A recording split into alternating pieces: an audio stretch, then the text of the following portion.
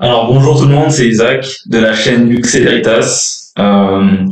Aujourd'hui en fait, je voulais faire une vidéo décodage de symbolisme par rapport, comme vous savez, pour mes abonnés français, vous savez que hier c'était la commémoration de la prise de la Bastille de 1789 et en fait le 14 juillet donc comme j'ai dit la symbolique de la prise de la Bastille. Et je voulais en fait faire une séance décodage en fait du symbolisme de la Déclaration des droits de l'homme et des citoyens du 26 août 1789. Et donc on va commencer tout de suite. Donc là vous voyez l'image. Donc c'est donc la Déclaration des droits de l'homme et des citoyens de 1789. Et je vais décoder le symbolisme pas à pas, on va dire, étape par étape. Donc déjà, je voudrais commencer par cette imbécilité qui nous a été enseignée à l'école, à l'éducation nationale. Donc là, par exemple, c'est tout simplement une explication des allégories, des symboles dans la Déclaration des droits de l'homme et du citoyen de 1589, expliquée à des élèves de quatrième ou des collégiens, quoi. Mais il n'y a pas vraiment de différence entre ce qu'ils expliquent aux collégiens et ce qu'ils expliquent aux lycéens, en fait. Hein. Ça reste vraiment un niveau très, comment dire, très édulcoré, très. Ils expliquent pas la vérité aux gens, en fait, aux élèves. Et ça, en fait, c'est aussi une critique de l'éducation nationale parce que j'ai été élève jusqu'au lycée, enfin, et j'ai pu voir à quel point, en fait, c'est très simple. Tout ce qu'ils nous apprennent à l'éducation nationale, que ce soit les mathématiques ou l'histoire ou la géométrie, la trigonométrie, ce que vous voulez, tout est fait en fait pour que tout ce que vous appreniez ne vous soit pas bien inculqué en fait et que vous soyez dégoûté de ce que vous apprenez. Tout est fait pour que vous ne puissiez jamais apprendre réellement ce qu'on tente de vous apprendre à l'éducation nationale. Et ça, c'est vraiment quelque chose que je trouve horrible. Et donc, j'essaierai de décoder le symbolisme. Donc, déjà, on va commencer par le drapeau de la France. Donc, ça, c'est un article de Wikipédia, en français, bien sûr. Des articles officiels. Donc, là, on peut voir le bleu, blanc, rouge. Donc déjà, moi personnellement, ce qu'on m'a dit quand j'étais au lycée, on m'a dit que le bleu, ça représentait la monarchie, comme on voit souvent l'emblème de la fleur de lys, une fleur de lys dorée avec du bleu en fond.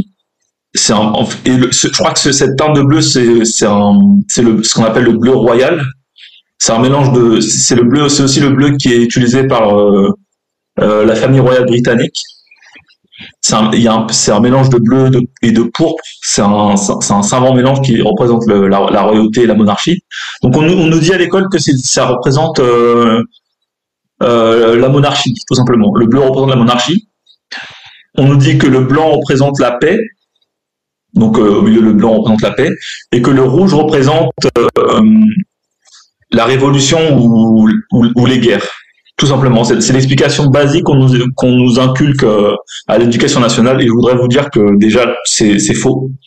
Parce que à l'époque, il y a quelques années déjà, ça date depuis 2016 ou 2017, j'ai regardé un documentaire, enfin j'ai pu télécharger un documentaire assez rare sur les francs-maçons que j'ai chopé sur un site de téléchargement illégal à l'époque.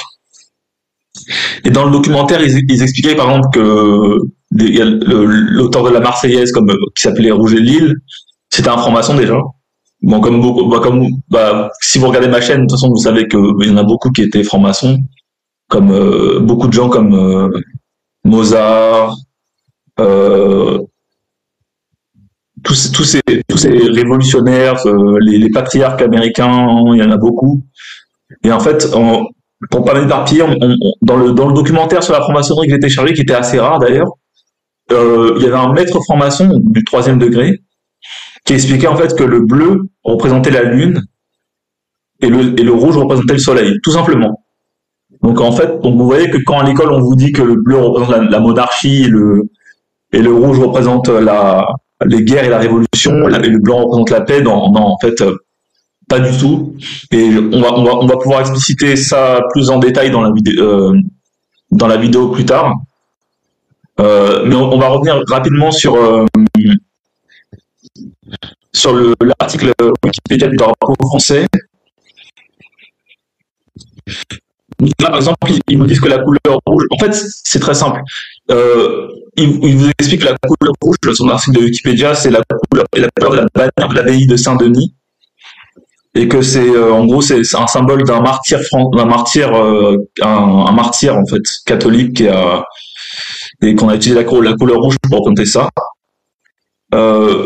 C'est aussi la couleur de la croix portée par Saint Georges. Et le bleu, ce que ça représente dès l'Antiquité, voilà, le rejet de la toche pour le pallium, signe de vœu de se retirer du monde. En gros, en fait, ce qu'ils vous expliquent, c'est que voilà, ils expliquent aussi que le bleu, c'est ce que je vous expliquais juste avant, c'est que pour eux, le bleu, c'est un symbole de royauté. Donc, ils vous expliquent qu'il y a un lien avec le bleu du drapeau français et les Mérovingiens, Clovis, tout ça.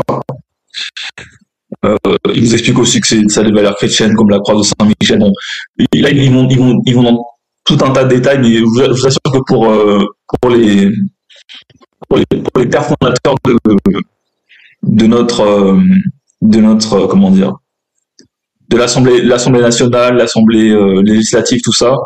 Pour eux, c'était les philosophes de la lumière, comme ils les appellent, mais en fait, on devrait plutôt les appeler les bâtisseurs de lumière ou les bâtisseurs de ténèbres, peu importe comment on pourrait les appeler. En fait, pour eux, tout simplement, le bleu, ça représentait la lune et le rouge, ça représentait le soleil, tout simplement.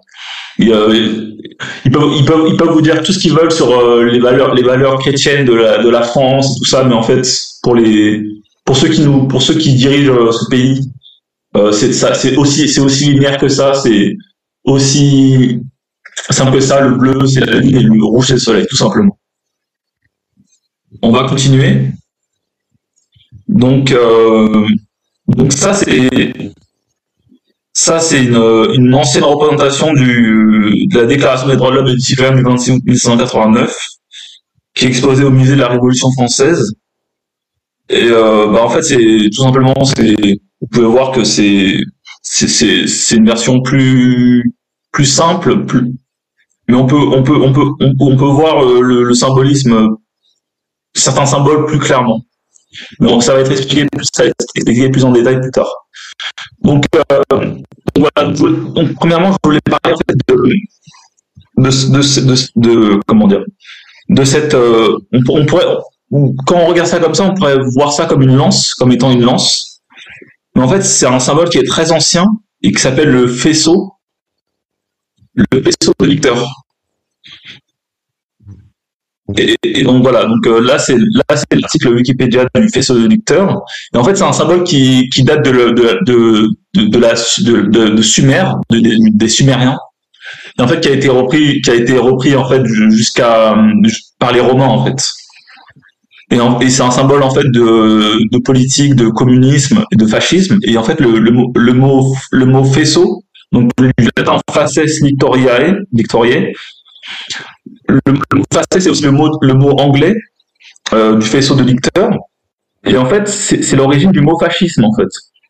Donc déjà, rien que dans ce symbole, on a un symbole qui est très puissant, très fort, qui a une symbolique très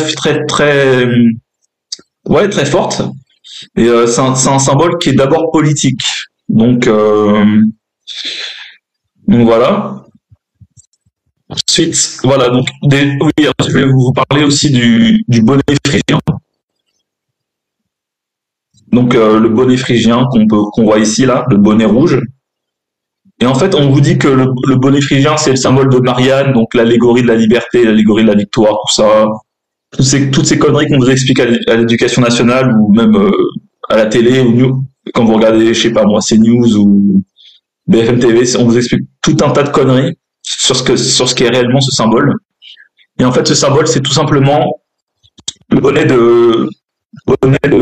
du dieu Mitra. Donc le dieu Mitra, c'est un dieu très ancien qui vient de l'Iran.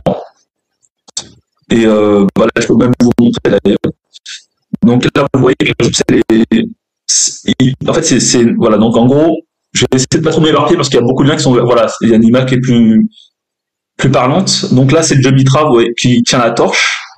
Donc vous pouvez aussi coller la torche, c'est la torche de la connaissance, symbole de la connaissance.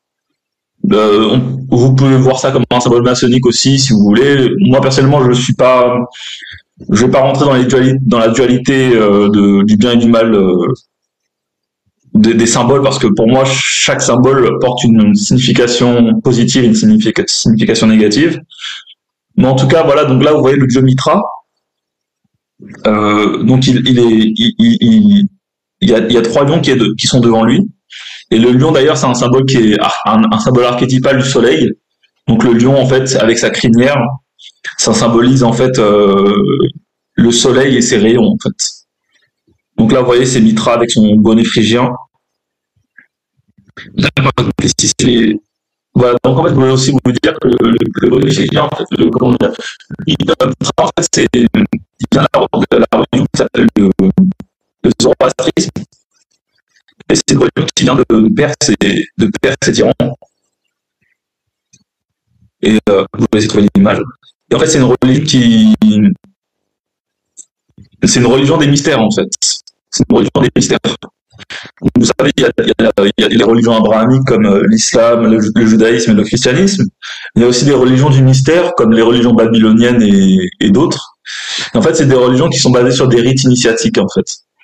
Donc là, en fait, ça vous pouvez voir, c'est les trois rois mages, en fait. Les trois rois mages qui sont dans la Bible, dans les évangiles. Donc là, vous pouvez voir que je vous dis pas n'importe quoi, c'est Balthazar, Melchior et Gaspard, selon je ne sais quelle traduction. Donc vous pouvez voir les trois rois mages, ils ont chacun un bonnet phrygien sur leur tête. Donc déjà, vous pouvez voir que ce symbole du bonnet phrygien, il remonte à très loin, une période très lointaine. Donc ça remonte pas à la Révolution. Donc déjà, quand on vous dit à l'école, à l'éducation nationale, que le bonnet phrygien, ça représente Marianne, enfin, bien sûr, ils vous disent pas toute la vérité, et ils vous cachent beaucoup de choses. Donc voilà. Donc déjà, les trois rois mages, pourquoi on les appelait les trois rois mages, en fait? C'est parce qu'en fait, c'était des magiciens, en fait. Ils avaient interprété les signes dans les cieux pour trouver le Messie, l'enfant Jésus. Et ils avaient interprété les signes dans les cieux pour trouver l'étoile de Bethléem en Judée, pour localiser en fait de manière spirituelle, on va dire, la localisation de l'enfant Jésus, en fait, du Christ qui est né, en fait. Donc, et tout ça, ça vient donc je vous disais, de la religion du zoroastrisme, de la religion perse et du dieu Mitra, en fait. Ça vient du dieu Mitra. Et Mitra, c'était aussi un dieu solaire.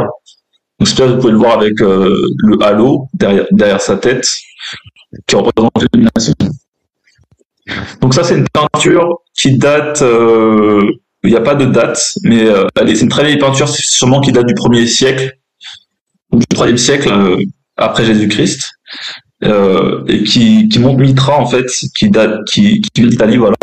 Et donc là, on peut voir Mitra qui égorge un bœuf. Et on peut voir un serpent et un chien. Et on peut voir aussi deux figures qui sont autour de lui. Donc ça représente une forme de trinité aussi. Et on peut voir le soleil et la lune. Donc c'est ce que je vous ai expliqué plus tôt avec le drapeau français. Donc en fait le rouge, ça symbolise le soleil. D'ailleurs c'est marrant parce que le personnage il est en rouge. Et le bleu, donc le personnage il est légèrement bleu. Enfin c'est un légèrement vert, enfin un bleu, une sorte de bleu, on va dire bleu clair. Et ça représente la lune, en fait. Donc déjà il y a ce symbolisme qui était déjà là présent il y a très longtemps. Donc dans l'iconographie, c'est très symbolique aussi. Donc, on va continuer. On a vu le faisceau, c'est un symbole On peut voir plus. Donc là, c'est un licteur portant un faisceau. Voilà, donc les licteurs, c'était dans la Rome antique, c'était les scores des magistrats. Donc, on peut le voir sur un faisceau. Donc voilà, donc on peut le voir aussi le faisceau qui est ici. Et c'est marrant la manière dont les philosophes de lumière, soi-disant, les révolutionnaires, ils l'ont dépeint, c'est ils l'ont dépeint comme une lance. Ils ont voulu en fait faire un changement stylistique, histoire de dire que ils se sont appropriés ce symbole en fait. On va continuer. Donc voilà, donc c'est désolé, mais là on peut vraiment voir à quel point ils me prennent pour des imbéciles parce que c'est marrant parce que j'ai une discussion avec un membre de ma famille récemment, il m'a dit que bon, j'aime pas appeler ça comme ça, mais voilà, donc pour les profanes, les gens qui sont pas initiés au symbolisme, en fait, on leur dit qu'en fait le bonnet phrygien, ça symbolise le clitoris de Marianne. Marianne, c'est la figure de la France, de l'allégorie de la France. Et on leur dit en fait, je sais pas qui leur dit ça, mais entre eux, en tout cas, ils se disent en tout cas que le bonnet phrygien représente le clitoris de Marianne. Je sais, ça peut paraître obscène, mais c'est à quel point, c'est pour vous dire à quel point ils me prennent pour des imbéciles en fait. Ils vous cachent tous les symboles, ils vous donnent des, bon, regardez la bouffonnerie qu'on. Donc là, on peut voir la mascotte des Jeux Olympiques 2024. Donc ça représente un bonnet phrygien aussi. Symbole révolutionnaire, mais symbole surtout des religions du mystère et religions solaires du mitraïsme. Donc ça, c'est la page Wikipédia de Mitra. Donc voilà, un des noms de Mitra aussi, c'est Mère. Donc ils expliquent que Mère dans le zoroastrisme contemporain est un dieu vénéré durant l'Antiquité chez les peuples de langue perse, issu d'une divinité indo-perse, tout comme son équivalent dans les religions indiennes, Mitra. Mitra est le dieu garant des contrats, une divinité aux aspects solaires, maître du ciel diurne, qui présente également des aspects guerriers. Et dans plusieurs pays est un garant de la royauté. Donc voilà encore un symbole de royauté. Il est surtout connu par la description qu'en donne un des hymnes de l'Avesta, le texte sacré du zoroastrisme, appelé Myriaste. En dehors de cette source, le culte de Mitra dans les pays perses de l'Antiquité est peu documenté. Mais il est tout de même attesté sur plusieurs siècles. Mitra restant une figure majeure des cultes perses, sans toutefois égaler en importance le dieu créateur Ahura Mazda, jusqu'à ce que l'expansion de l'islam ne vienne marginaliser le zoroastrisme. Donc voilà, en fait, donc en fait, il nous explique en fait que le zoroastrisme, en fait, c'était le précurseur de la religion islamique. Donc en fait, c'est marrant parce que il y a cette dualité encore avec le soleil et la lune, parce on montre souvent le Allah avec le symbole de l'islam, avec le pentagramme et le croissant de lune. Ça représente une divinité lunaire qui est Allah.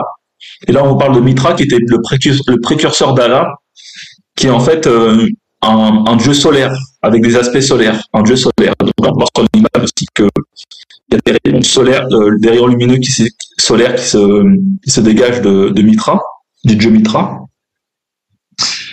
Donc ça date du 4e siècle avant Jésus-Christ.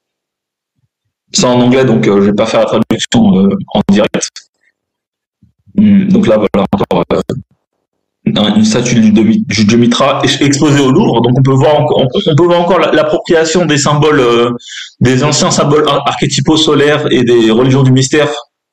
Comment dire, dont s'approprie le peuple français, qui se revendique le peuple français en fait. C'est encore une appropriation culturelle, bien sûr. Donc c'est exposé au Louvre en 1107, exposé dans la galerie du Temps, au Louvre. Je vais pas aller plus loin avec le symbolisme, avec le Louvre et la pyramide, mais je pense que ceux qui ont été au Louvre connaissent tout ça. Donc, c'est ça que je voulais vous montrer. Donc voilà, donc en fait, ça c'est l'article en anglais, je l'ai mis en anglais pour montrer quelque chose de particulier. Donc en fait, il vous explique en fait que le mitraïsme, aussi connu comme les mystères de Mitra, les mystères mitraïques, ou culte de Mitra, est une religion romaine du mystère, inspirée par le culte iranien et le zoroastrisme, les divinités du zoroastrisme. J'explique en fait que, voilà, je vous explique que ceux qui vénéraient Mitra avaient un système complexe de sept, excusez-moi, de 7 grades d'initiation et de rituels. Et là, en bas, après les 7 degrés, on va dire. Oui, c'est les 7 degrés, en fait, les 7 degrés de, les 7 degrés d'initiation rituelle du culte de Mitra. Donc là, par exemple, je ne vais pas faire tous les degrés, mais en gros, les 7 degrés représentent les 7 planètes classiques du système solaire. Donc Mercure, Vénus, Mars, Jupiter, la Lune, le Soleil et Saturne. Euh, donc voilà, donc le premier degré, c'est la planète Mercure, et le symbole, en anglais, c'est Raven or Crow, et c'est le corbeau en fait. Et donc on peut le voir sur l'iconographie. Donc ça, c'est en Italie. Je peux pas traduire vu que je crois que c'est en italien ou ouais, il me semble que c'est en italien. Donc ou en grec, je sais pas. Ouais, c'est en italien, il me semble. Donc là, on peut voir le calucé d'Hermès. Donc c'est aussi le symbole pharmaceutique, le logo pharmaceutique, et, euh, et le corbeau. Donc voilà. Donc en fait, en gros, je vous explique que quand le corbeau est un symbole archétypal du premier degré d'initiation au culte de Mitra. Donc, vous voyez comment ça va loin déjà. Ça va très loin en termes de symbolique. Ensuite, je voulais vous parler d'une de mes théories sur le. Bon, ça c'est une théorie qui est un peu. C'est une théorie qui est un peu complexe, on va dire. Mais en fait, voilà. Donc ça c'est le. Donc ça c'est le. Et je vais essayer d'agrandir l'image pour qu'on puisse voir mieux. Donc voilà. Donc ça c'est donc ça c'est tout simplement un diagramme, une explication très simple du fonctionnement du prisme, euh, qui a été découvert, je crois, par Newton. Il explique en 1666. Bah d'ailleurs 1666. Hein. euh, Désolé. Voilà. Donc il explique en fait que voilà. Donc ça c'est l'image que tout le monde connaît. On a tous vu ça au collège au lycée.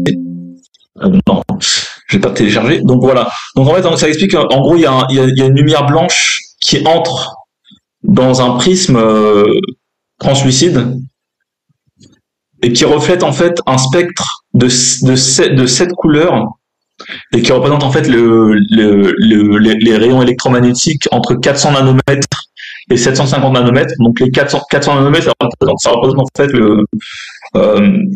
plutôt vers les rayons infrarouges, les ondes radio, les rayons infrarouges, donc vers les rouges en fait. Et le spectre, le spectre et en fait plus on augmente en fréquence en fait en nanomètres, euh, plus on arrive vers les spectres ultraviolets. Donc en fait l'ultraviolet ça sera représenté environ vers les 750 nanomètres en fait. Et c'est représenté par un rayon bleu. Donc là on peut voir déjà dans cette simple image, je vais essayer d'agrandir. On peut voir déjà dans cette simple image que en fait la lumière blanche qui rentre dans le prisme en fait elle est symboliquement en fait c'est un spectre électromagnétique en fait, c'est un spectre électromagnétique. En fait la lumière n'est pas blanche en fait, la lumière n'est pas blanche, la lumière c'est un mélange entre la lumière rouge et la lumière bleue. Bon, je vais essayer d'aller un peu plus sur les détails parce que si je vous explique ça comme ça, vous allez peut-être penser que je sors ça de ma tête, de mon imagination, et que c'est fictif. Bon, ouais, c'est le point qui est plus parlante. Ah oui, ici c'est un logiciel. Ce que je dis en fait, c'est parce que c'est la première fois que je fais ce format-là d'essayer d'expliquer le symbolisme. D'ailleurs, je voulais faire la vidéo en anglais, mais c'est un peu trop complexe pour moi pour expliquer tout ça en anglais. J'ai pas encore le niveau approprié pour le faire. Alors, on va revenir là où on en était. Ok.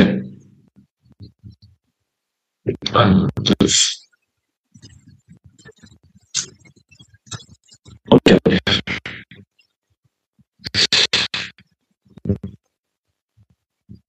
Alors, il y a une bonne image ici.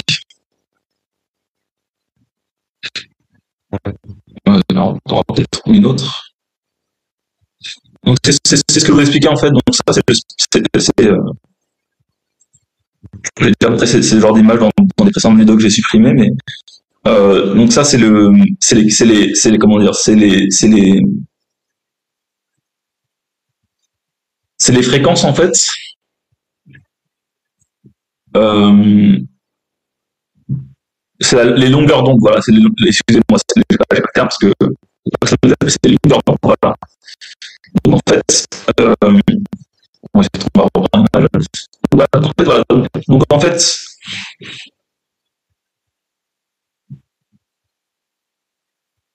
ah bah d'ailleurs, je vois que j'ai fait une erreur d'ailleurs. Donc voilà, en fait, de 700 nanomètres, de 700 nanomètres à 400 nanomètres, comment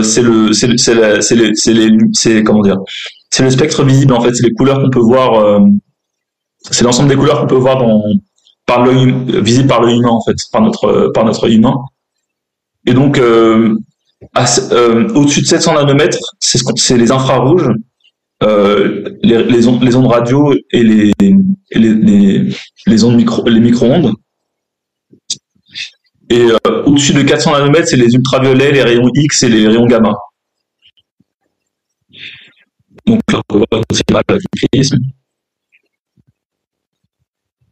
Voilà. Et surtout, ce que je vais montrer, en fait, c'était cette image. Voilà, c'est pas exactement celle-là, mais bon, ça montre en fait qu'en fait, en fait, la lumière blanche, la lumière blanche que vous percevez, en fait, c'est juste en fait un spectre même, comment dire, des ondes magnétiques et des ondes électriques en fait, qui sont combinées, qui nous donnent cet aspect, cette lumière blanche en fait. Donc, je vais essayer d'aller pas plus grand, pour que vous puissiez voir clairement. Voilà, donc là c'est un article du magazine Medium. Ils expliquent que voilà, les humains sont aveugles de 99,99% du spectre des radiations électromagnétiques en fait.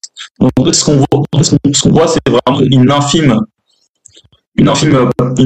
portion du spectre électromagnétique en fait.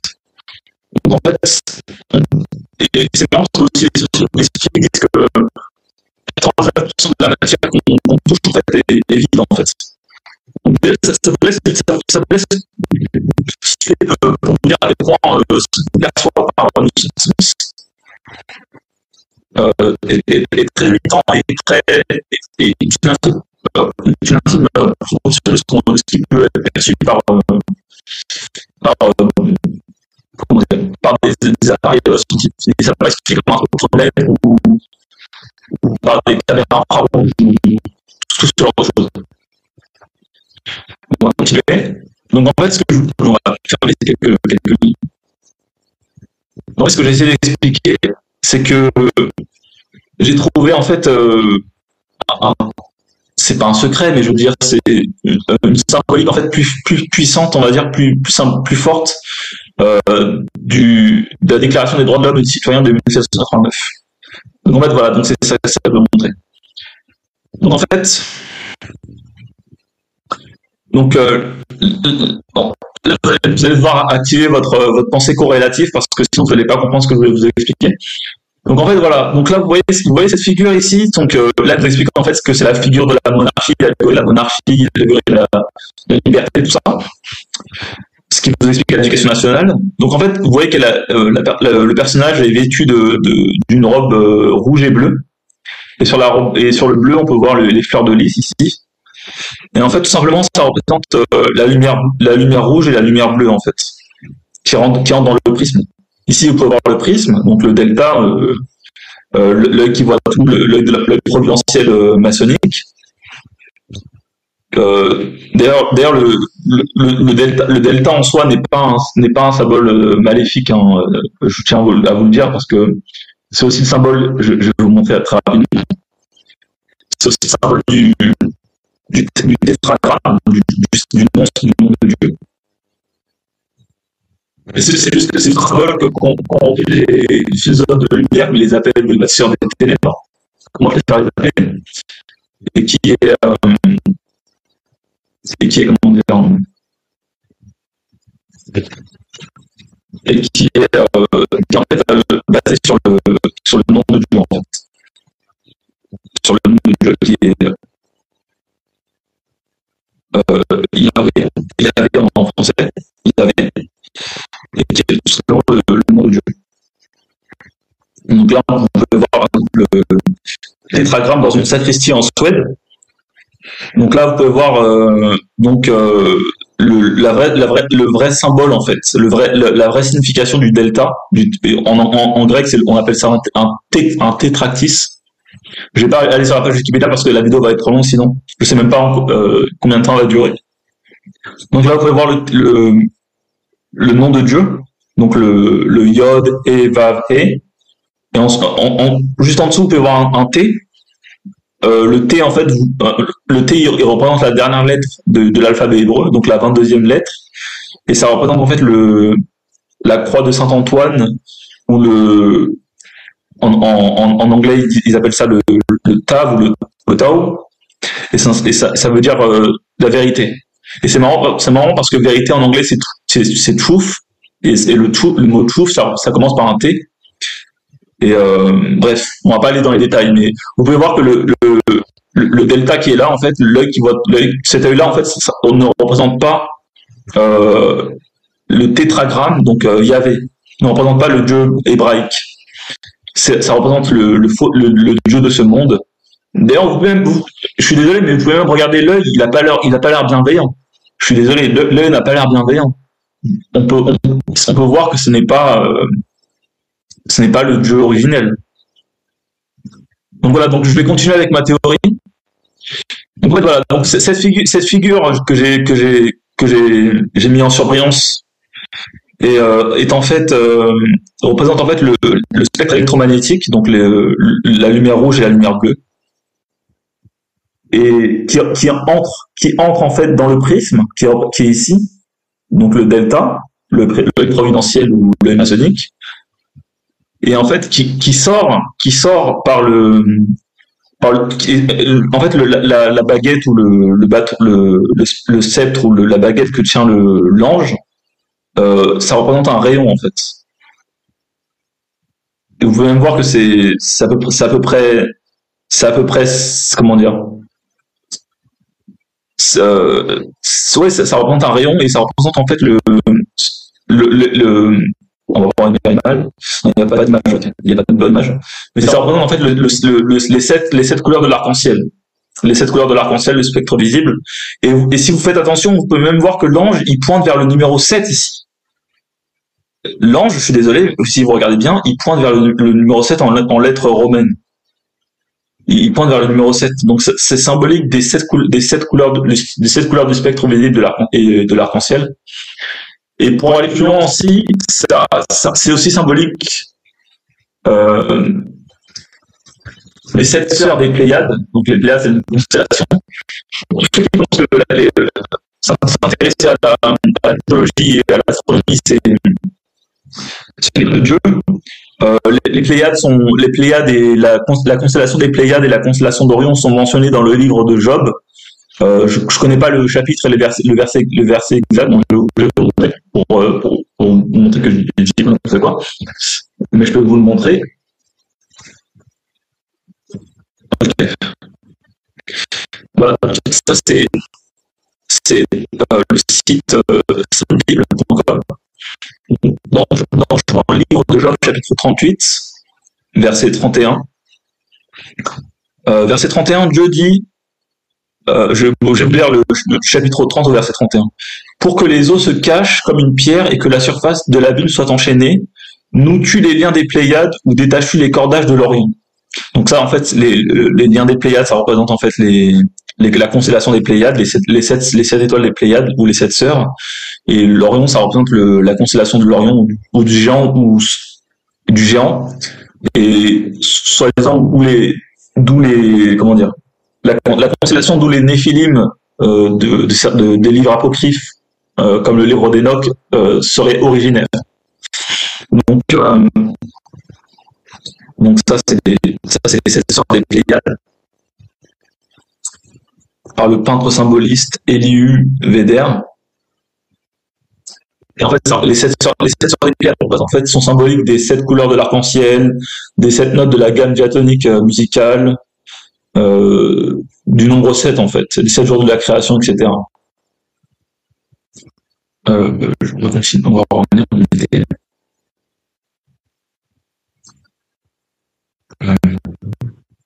était où?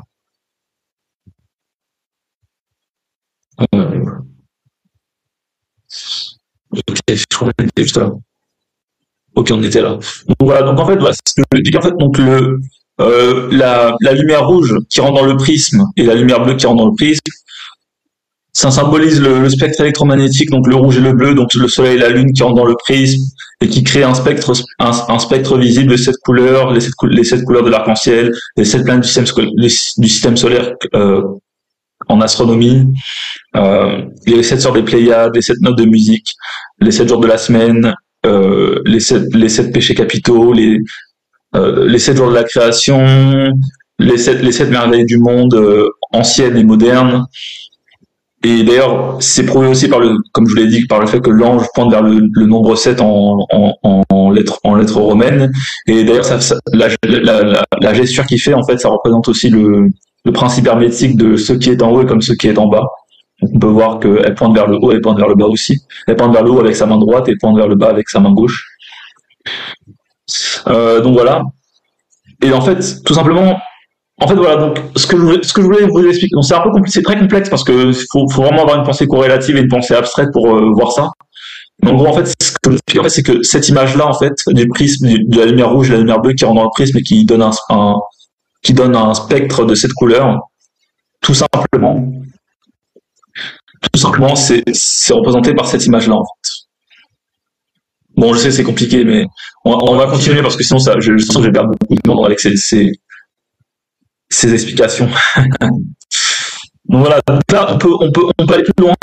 Donc là, vous voyez qu'il y a sur cet être-là qui est en rouge et bleu, qui est habillé d'une robe rouge et bleue, soi-disant l'allégorie de la liberté. Il se défait de ses chaînes. Donc voilà. On peut voir que c'est une peinture chimique qui date du XVIe siècle, qui a été donc voilà. Donc c'est une peinture alchimique qui date du XVIe siècle, donc par un peintre qui s'appelait Salomon Trismozin. C'est un Allemand et qui vient d'un manuscrit alchimique qui s'appelait le Splendor Solis en latin et qui veut dire en fait les splendeurs du soleil. Donc là, par exemple, la description de cette peinture-là, c'est que c'est un alchimiste adepte. Un adepte, c'est quelqu'un qui s'y connaît, qui a atteint un haut degré d'initiation. Un alchimiste adepte portant un vase d'Hermès. Hermès, c'est aussi Mercure. C'est un principe alchimique aussi. C'est un dieu romain et un dieu grec. Et sur le vase, il y a une inscription. Donc là, vous pouvez voir sur ce vase-là, il y a une inscription qui est en latin. Moi, je comprends pas le latin, donc je peux pas vous faire la traduction littérale, etc. Mais la traduction elle est donnée ici, et c'est écrit sur donc le vase d'Hermès. C'est écrit let us go to seek the nature of the 4 elements. Donc allons chercher la nature des 4 éléments. Donc déjà vous pouvez corréler la robe rouge et bleue de l'allégorie de la liberté qui se défait de ses chaînes avec les alchimistes. Voilà. Donc déjà, ce que je vous explique, l'éducation nationale sur ces symboles n'est pas du tout, en anglais, je dirais legit, donc c'est pas du tout vrai en fait. Il vous cache beaucoup de choses. Et si on va plus loin, on peut voir aussi, c'est ce que je vous expliquais un peu plus tôt, on peut voir Jésus. Et Jésus, en fait, il pointe vers son cœur. Il pointe vers son cœur. Donc, on sait que le cœur, c'est le système cardiovasculaire, les artères rouges et les veines bleues, ou un bleu vert, quoi. Et en fait, ce qui sort du Sacré-Cœur de Jésus, en fait, c'est le spectre électromagnétique, donc les rayons rouges et bleus, électrique et magnétique. Et donc voilà, donc tout simplement cette image, ça symbolise la lumière la lumière du cœur, la lumière divine en fait. On peut aussi parler de cette image-là de Jésus qui est habillé en rouge et bleu aussi, une image un peu plus vieille d'un musée, Salvator Mundi, le sauveur du monde. Donc ça c'est l'image que je sais plutôt qui vient du livre les splendeurs du soleil. Donc c'est un manuscrit alchimique qui est conservé. Cette image elle est conservée au musée de Berlin. Donc ça représente un alchimiste qui est en rouge et bleu. Donc c'est là. Et d'ailleurs on peut voir qu'il a un bonnet phrygien aussi. Donc le même bonnet qui est ici et la même figure qui est là. Oui, en fait, faut vraiment que vous appreniez à faire des corrélations parce que si vous comprenez pas ce que je vous dis, en fait, c'est parce que vous n'avez pas soit vous n'êtes pas intéressé par le symbolisme, soit vous ne comprenez pas la ramification des symboles en fait. Bah, donc c'est ce que je vous disais. Donc le Splendor Solis c'est un traité chimique manuscrit du XVIe siècle en allemand, célèbre par sa série d'illustrations en couleurs. Le plus ancien manuscrit date de 1532, entre 1532 et 1535, et se trouve bon, je peux pas dire ce nom, au musée de Berlin.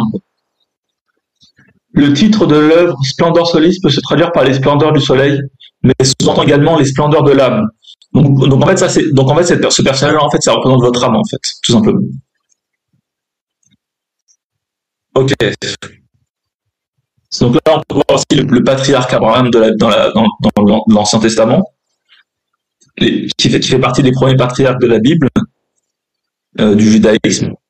Et on voit encore Abraham toujours avec les mêmes couleurs, hein, le bleu et le rouge, donc qui représente le spectre électromagnétique.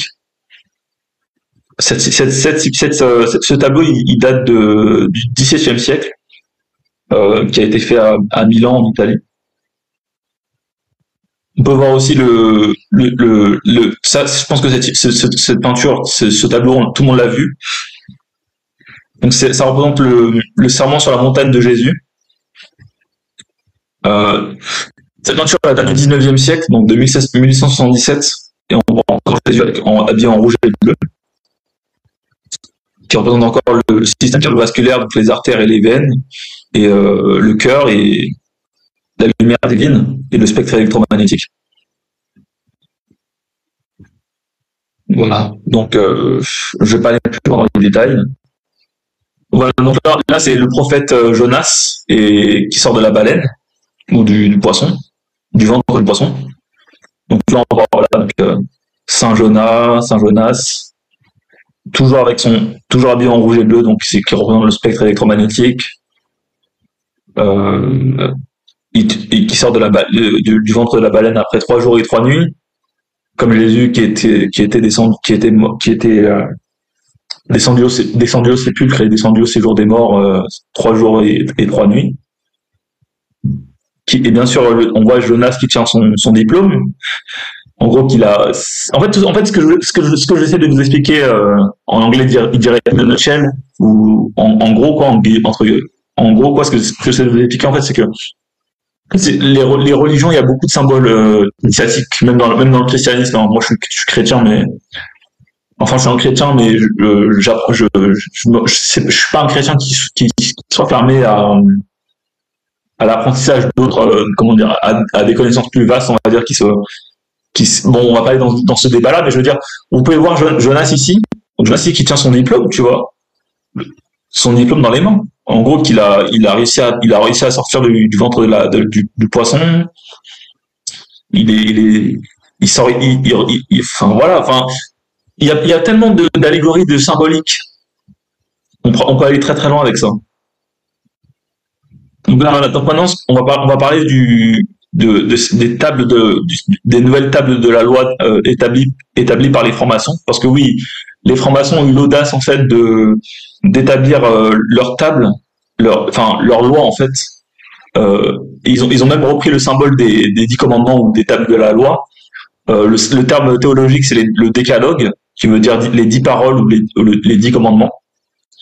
Donc là, vous pouvez voir l'arche, les deux tables. Donc l'arche, vous pouvez souvent voir ce symbole devant les synagogues aussi. Donc voilà, donc, là c'est l'article Wikipédia en français. Donc le décalogue en hébreu, bon, je peux pas lire l'hébreu, mais décalogue en grec ancien, décalogos, euh, veut dire les 10 paroles pour le judaïsme, traduit par les 10 commandements pour le christianisme, est un court ensemble écrit d'instructions morales et religieuses reçues selon les traditions bibliques de Dieu par Moïse au mont Sinaï. Dans la Torah, il est écrit que la transmission de ces instructions morales sous la forme de tables gravées provient d'une voix de Dieu. La Bible parle de 10 paroles. Exode 30, chapitre 34, verset 28, Deutéronome, chapitre 4, verset 13, ce que la version des Septante rend par le mot décalogos, d'où le terme français de décalogue. Donc les 10 paroles. Donc vous connaissez tous, hein. Je vais pas relire les 10 commandements, vous les connaissez tous. Mais là, ça je vais en dire. Donc là, ça c'est, donc voilà, donc ça c'est, je vais essayer de retrouver l'image. Je sais pas si je vais pouvoir la retrouver. Je vais retrouver l'image rapidement. Je vais retrouver l'image rapidement. Voilà, c'est l'image. Voilà. Bien sûr, on va voir les étapes de la loi, les nouvelles étapes de la loi maçonnique, qui ont été établies par les philosophes de lumière ou les bâtisseurs des ténèbres, comme je l'appelle. Mais donc voilà. Donc là, vous pouvez voir qu'ils ont remplacé. Déjà, ils ont même pas suivi ils ont même pas suivi ils ont même pas suivi les 10 lois en fait, les 10 commandements. Je crois il y a 16, il y en a au moins 16 ici. Ouais, c'est 16 en lettres romaines. Il y a 16 lois qui sont sur 16 lois, 16 règles, 16 lois républicaines, quoi, démocratiques. Ils ont même montré, ces gens, ils sont tellement arrogants qu'ils ont montré qu'ils vont au-delà des 10, au-delà des 10 lois. Ils vont au-delà des 10 lois, ils vont aux 16 lois. Et bien sûr, 16, 1 plus 6 égale 7.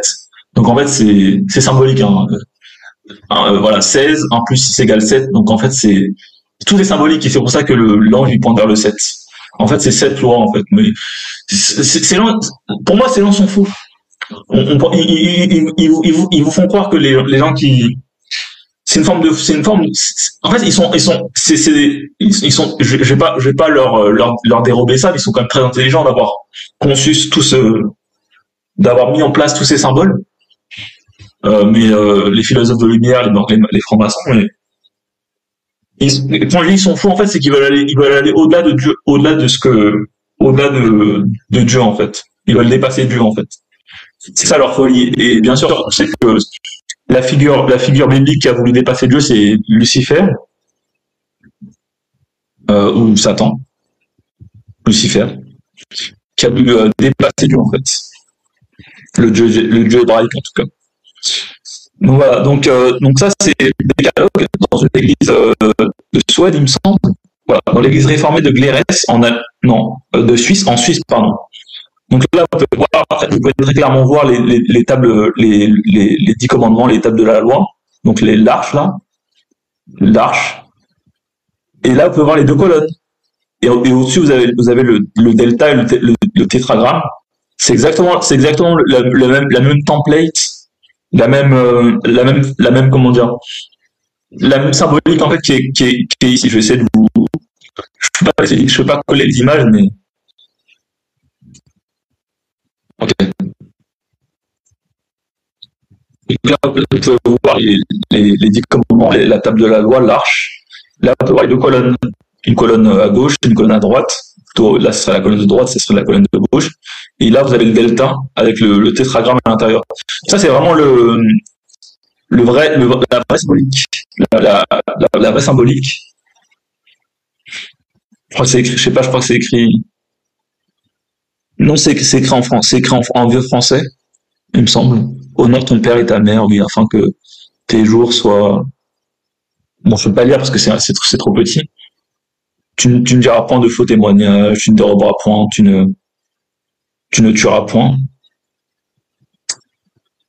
Tu aimeras le Seigneur ton Dieu de tout ton cœur, de toute ton âme, de toute ta force, de toute ta puissance, tout ton entendement.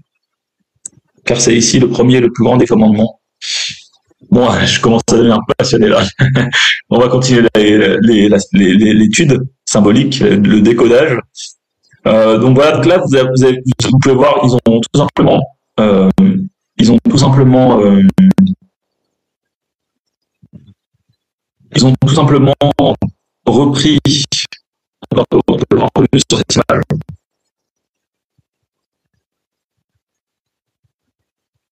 On peut voir les lâches, les deux arches, les tables. Ils ont écrit leur nouvelle table en fait. Ils ont remplacé les lois de Dieu.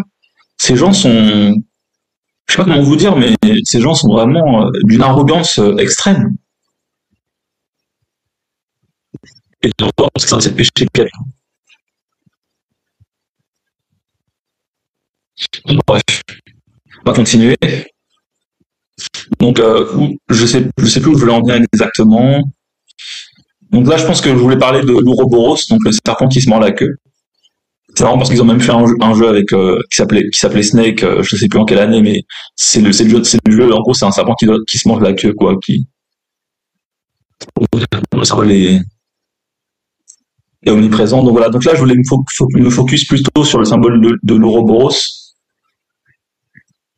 Voilà. Donc l'Ouroboros, c'est un symbole qui date de l'Égypte antique et ça représente l'éternel recommencement, le cycle. En fait, c'est un symbole de réincarnation en fait. C'est un symbole cyclique, un symbole d'une boucle, en informatique on appellerait ça une boucle en fait. L'éternel recommencement, la nature cyclique de la réalité de la nature, du monde et de l'univers. Donc c'est un symbole qui est ésotérique. Ésotérique, ça veut dire des connaissances intérieures. Donc ça c'est le voilà, donc ça, en fait c'est une peinture, enfin c'est un matériau ou c'est une peinture ou c'est une gravure, je sais pas comment on appelle ça, qui a été retrouvée dans la tombe du roi Toutankhamon de la 18e dynastie du Nouveau Kingdom, du nouveau royaume d'Égypte. C'est-à-dire la tombe de Toutankhamon, et on peut voir le serpent qui se mord la queue. Donc pour vous montrer que c'est bien un symbole égyptien. Et il est exposé au musée du Caire en Égypte. C'est un symbole qui est vraiment très ancien. Très ancien. On va continuer avec l'Ouroboros. Donc ça c'est un symbole alchimique. Je vais pas expliquer en détail ce que ça représente parce que ça va prendre trop de temps, mais en gros voilà. Donc en gros il vous explique que donc voilà, donc en fait le serpent qui a des ailes, le serpent qui est ailé, ça représente en fait l'aspect volatile de la réalité et le monde spirituel en fait. Et le serpent qui est en bas et qui n'a pas d'ailes, ça représente l'aspect fixe de l'alchimie. Et voilà. C'est pour ça que le serpent qui a des ailes, il a une couronne sur la tête. Et d'ailleurs il a un bec aussi d'ailleurs. C'est ça c'est assez étrange. C'est assez curieux. Donc ça symbolise bien l'aspect volatile de l'oiseau et du serpent. Il a une couronne pour dire en fait que l'aspect spirituel, en fait, le monde spirituel est supérieur au monde volatile. Voilà. Et c'est aussi pour ça qu'il est dans les airs et que le serpent est majoritairement dans les airs et que le serpent fixe, il est lié à la terre en fait, donc à la matière. On va continuer. Donc ça, c'est un autre symbole alchimique, ça représente la même chose, mais vous pouvez voir, c'est exactement la même chose qui est représentée ici, avec le serpent qui se mord la queue. Le serpent qui se mord la queue ici. Le Ouroboros. C'est aussi un symbole qui a été utilisé par les gnostiques, par les alchimistes, par les Égyptiens, par les Grecs. C'est un symbole qui est très ancien. Et là, voilà, je vais vous montrer à quel point ils nous prennent pour des cons, en fait. Ces gens nous prennent pour des imbéciles. Même ça, c'est le logo de l'assistance des hôpitaux publics de Paris. Donc là, on peut voir, à première vue, on pourrait croire que c'est un cœur, mais en fait, c'est pas un cœur, c'est une pomme. Donc là, on peut voir, et c'est aussi un serpent là, c'est un œil ici. C'est un serpent qui se mord la queue. Et c'est une pomme aussi. On pourrait croire que c'est un cœur, mais c'est pas un cœur. C'est pas un cœur. Donc là, vous pouvez voir, c'est le même symbole qui est ici, en fait. Le serpent qui se mord la queue, le serpent qui se mord la queue, le serpent qui se mord la queue, le serpent qui se mord la queue, une pomme. Ça représente la pomme, la pomme, bien sûr, le fruit défendu. C'est une symbolique biblique, occulte, ésotérique. On peut bien voir que c'est un serpent parce qu'on voit ici l'œil. C'est un œil. Donc c'est bien un serpent. Et c'est pas un cœur. Là, on pourrait voir que c'est un cœur, donc ça représente l'aspect bienveillant des services publics, hospitaliers, etc., français de Paris, mais non. Parce que si vous regardez la forme, bon, excusez-moi, c'est pas très bonne image. Si vous regardez la forme on va regarder ça plus tard. Si vous regardez bien la forme d'une pomme, il y a cette arche aussi. Il y a cet aspect ondulé, cet aspect courbé, et c'est pas un cœur en fait, c'est bien une pomme. Donc ça, vous pouvez voir, hein, c'est vous voyez bien que ça fait comme un cœur ici. Le cœur, même la couleur, ça ressemble à un cœur. Mais c'est pas un cœur, c'est bien une pomme. Donc moi je vous dis, il y a beaucoup de symbolique en France qui est dans les institutions, même le logo pharmaceutique. Peut-être que je ferai une autre vidéo sur le logo pharmaceutique parce que ça va très très loin aussi. Ça remonte à la Grèce antique, à Hermès, à la déesse de la déesse de l'hygiène, IG, à beaucoup de choses, au pentagramme, etc. Il y a tellement de choses. Le calichet d'Hermès, voilà, au bâton de Mercure, tout ça. Et donc là, on voit bien que c'est un serpent qui se mord la queue. Désolé, j'insiste sur ça, mais pour moi, c'est sinistre parce que il y a beaucoup de gens qui vont, tous les jours, il y a des gens qui vont dans les hôpitaux et qui se rendent pas compte que c'est probablement satanique. Après, bien sûr, j'aime pas me polariser avec le bien et le mal, dire que, enfin, j'aime pas dans le sens où la Bible dans Éphésiens nous a dit, je crois que c'est Éphésiens 5:12 ou Éphésiens 5:11, je suis pas sûr exactement. Elle a dit d'exposer les œuvres des ténèbres, en fait, qu'on doit exposer le mal. Je vais le verset exact, on va vérifier si c'est n'importe quoi.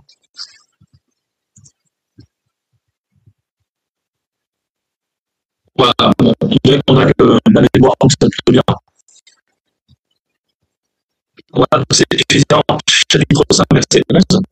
Examinez ce qui est agréable au Seigneur et ne prenez point part aux œuvres infructueuses des ténèbres, mais plutôt condamnez-les ou exposez-les. Car il est honteux de dire ce qu'ils font en secret. Voilà. Donc voilà, donc ça c'est pas un cœur, c'est pas un cœur, c'est une pomme. Et ça c'est un serpent qui se mord la queue. Voilà. Donc là au moins on est clair. Et c'est la même chose qu'on voit ici, excusez-moi, qu'on voit ici. Oh là là. Ce qu'on voit ici. Donc voilà, c'est un symbole maçonnique. Donc, pour vous dire qui contrôle les institutions publiques. Hein. Et bien sûr, nous n'avons pas lutté contre la chair et le sang, mais contre les principautés et les dominations dans les lieux célestes. Donc, voilà, l'histoire, c'est bientôt fini, hein, ne vous inquiétez pas. Donc voilà, aussi, je voulais vous parler de... Okay. En fait, d'un symbole que j'ai trouvé dans cette image. Et ça, c'est l'image de Wikipédia. C'est l'image officielle, on va dire. On voit bien que les couleurs sont plus authentiques, fidèles à la réalité que. Enfin, c'est plus fidèle à la réalité, mais en tout cas, on voit que les couleurs sont un peu plus pastel. Donc là, on voit les deux piliers. Je veux parler du dernier symbole dont je voulais vous parler sur cette image, sur cette charte. Donc en fait, c'est les deux piliers qu'on voit ici là. Donc le pilier de gauche et le pilier de droite. Ça représente en fait les deux chemins dans la Kabbale ou dans l'ésotérisme. Donc en anglais, il dirait the left hand path and the right hand path. Et donc le chemin de gauche et le chemin de droite, voilà. Donc là, on voit pas bien sur cette image, mais en fait, Il y a un des piliers qui est d'une couleur plus claire et un autre pilier qui est d'une couleur plus foncée. Et tout ça, c'est symbolique en fait, hein. Parce que logiquement, logiquement logiquement la lumière, on voit que le delta il est légèrement en retrait. Le providentiel et maçonnique, il est légèrement en retrait, qui illumine l'image. La source de lumière, ce que j'apprends, c'est que la source de lumière, elle est légèrement en retrait et elle est derrière en fait l'étape les nouvelles tables de maçonnique là. Et donc logiquement, il ne devrait pas y avoir cette. Donc en fait, ce que je veux dire par là, c'est que ce pilier-là, il ne devrait pas être. En fait, ce que je veux dire par là, c'est qu'en fait, les couleurs, tout est symbolique en fait. Donc ça c'est le pilier, en fait c'est les piliers Jachin et Boaz qui sont aussi dans la Bible, donc les piliers qui sont à l'entrée du temple de Salomon, donc le premier temple dans la Bible, le premier temple de l'Alliance, le premier temple. Et je prends un autre exemple parce que c'est vraiment n'importe quoi. Mais cette image, on voit très bien que il y a un pilier qui est clair, qui est blanc, un pilier qui est noir. Enfin, c'est un blanc gris en fait, c'est un blanc grisâtre. Mais c'est même la même symbolique. Donc là, on voit bien que le pilier il est clair, il est blanc, et là, on voit bien que le pilier il est noir, et tout ça, c'est symbolique. Parce que quand on regarde, tout ça, c'est maçonnique, en fait, c'est ça que je voulais dire. Ça, c'est un diagramme maçonnique. Là, c'est pour vous dire à quel point ils prendront, les maçons vous prendront pour des cons, parce que ça, c'est un symbole qui est biblique. Ça représente l'échelle de Jacob. L'échelle de Jacob, je crois que c'est dans la Genèse ou dans l'Exode, je ne me souviens plus exactement, c'est dans l'Ancien Testament. C'est une échelle où il y a des anges les anges qui descendent, des êtres célestes, des anges, qui descendent et qui montent vers Dieu, et entre la terre et Dieu. C'est un symbole qui est très puissant dans la Bible. Et on voit aussi le soleil et la lune, donc les deux piliers. On voit le damier maçonnique, donc les ténèbres et la lumière, le blanc et le noir, le yin et le yang, tout ça. On connaît ça, le binaire, le 0 et le 1. Et tout ça pour dire, c'est que ça. Donc voilà, c'est ce que je vous expliquais. En fait, le temple de Salomon, donc le premier temple de Jérusalem, parfois plus simplement connu comme le premier temple, selon la Bible hébraïque, donc je me suis trompé, donc c'est pas dans la Genèse ni dans l'Exode, c'est dans le livre de 1 Roi, chapitre 6 à 8, et 2 Chroniques, chapitre 3 à 5. Donc ce temple-là, est un lieu de culte édifié sur le mont Moria, et détruit lors du siège de Jérusalem par l'armée babylonienne de Nabuchodonosor II, conçu par le roi pour centraliser le culte du dieu Yahvé. Son hégémonie est remise en cause après sa mort et l'ouverture d'un autre sanctuaire. Bon, bref, on peut voir à l'entrée du temple. Il y a les deux piliers Jachin et Boaz qui sont à l'entrée du premier temple. Et c'est le pilier qui sont ici en fait. On ne sait pas exactement la même chose, parce qu'en fait, il y a un pilier qui représente la beauté, l'autre qui représente la sagesse, et l'autre qui représente, je crois, la force ou quelque chose comme ça. Et ça représente les aspects solaires et lunaires, ou les aspects masculins et féminins. Et voilà. Bref. Je crois que on a fait le tour. On a fait le tour, il me semble. Donc là, je vous le montre quoi, ça. Je vais vous montrer plus clairement. Donc là, vous voyez bien que là, c'est un pilier qui est blanc ou gris, plutôt clair. Là, c'est un pilier qui est noir. Et là, c'est l'arbre de vie dans la Kabbale. La Kabbale, c'est les enseignements ésotériques du judaïsme, qui étaient généralement plutôt transmis de manière orale, et qui a été repris par les traditions hermétiques, voilà. Donc c'est pour ça qu'en fait c'est pour ça qu'en fait c'est un détail, voilà. Donc en fait, en gros, le Kabbalah ou la Kabbale, de base, ça s'écrivait avec un K, donc c'est la tradition juive. Après, durant la Renaissance, la tradition chrétienne, ils ont écrit avec un C. C'est aussi là d'où vient le mot Kabbale. Donc, une Kabbale, c'est un groupe de personnes qui manipulent la population. Une Kabbale. Et après, les traditions enfin, je crois que c'est pas tout à fait dans l'ordre chronologique, mais les traditions hermétiques ont remplacé le K par un Q.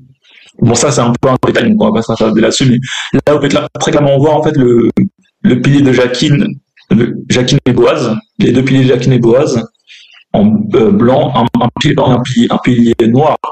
Ils sont aussi représentés des fois avec un pilier bleu et un pilier rouge, qui représente encore le spectre électromagnétique, donc la lumière, et le système cardiovasculaire avec les artères et les veines, donc en rouge et bleu. Donc voilà, donc je pense que j'ai fait le tour. Je pense que j'ai fait le tour. Ouais. Sinon, je veux montrer une dernière chose, ça, c'est un site qui s'appelle l'édifice. Donc, je pense que les gens qui ont fait des recherches sur la franc-maçonnerie, un minimum, ont pu trouver quelques pages de ce site. Donc, en fait, voilà. Donc, c'est ce que j'essaie de vous expliquer, en fait. C'est que le but de la franc-maçonnerie, c'est ce qui vous explique, en tout cas, quand vous êtes dans les premiers degrés, en tout cas, c'est de passer des ténèbres à la lumière. Donc, le but de l'initiation maçonnique, c'est pour ça qu'il vous attache un bandeau autour des yeux. Un bandeau noir ou un bandeau blanc, peu importe. C'est même le bandeau blanc, le bandeau noir, c'est symbolique des ténèbres et de la lumière, donc et du damier maçonnique aussi, du binaire, du 0, du 1, du yin et du yang, etc. Du masculin et du féminin, du spectre magnétique et du spectre électrique. Bref, je m'éparpille. Bref, donc là, c'est un site qui s'appelle l'édifice. Donc on sait que les francs-maçons, les bâtisseurs, ils s'appellent les frères bâtisseurs qui ont aussi construit les cathédrales et les bâtisseurs, voilà. En fait, il y a deux formes de franc-maçonnerie. Il y a la franc-maçonnerie spéculative, qui est une franc-maçonnerie qui est plus philosophique, qui s'attarde plus sur les symboles philosophiques, la symbolique, etc. Et la franc-maçonnerie des bâtisseurs, on va dire, qui sont plus dans le concret. Bon, je partage un dernier symbole. On est, je sais que mais je partage un dernier symbole. Voilà. Ça, c'est une image qui est très commune. C'est l'image du premier degré. Ce que je vous explique, en fait, c'est que le but, je vais la faire le but de la formation, en fait, faut essayer de voir cette image en grand. Cette image en grand. Voilà. Voilà, non, la résolution est trop petite. Bon, on va essayer de trier ça par taille. Ok. Est-ce qu'il y a une bonne image? C'est là peut-être. C'est un peu sombre. Ça s'intéresse. C'est marrant, c'est une image sur il y a beaucoup d'images qui sont sur. Il y a beaucoup d'images qui sont sur l'image. Là, c'est beaucoup plus de. Il y a une censure. Voilà. Le but. Parce que je vais pas mettre les ballons en main.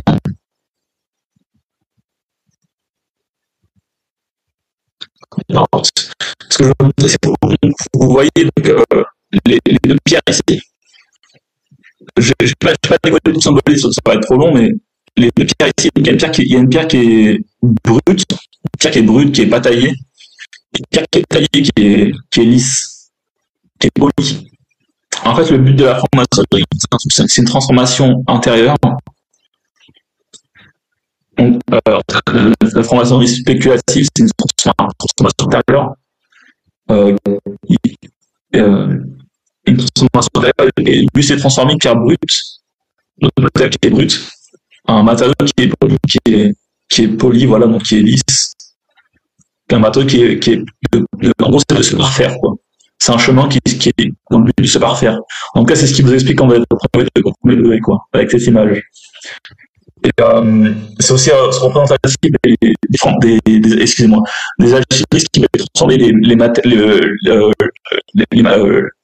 la terre en or.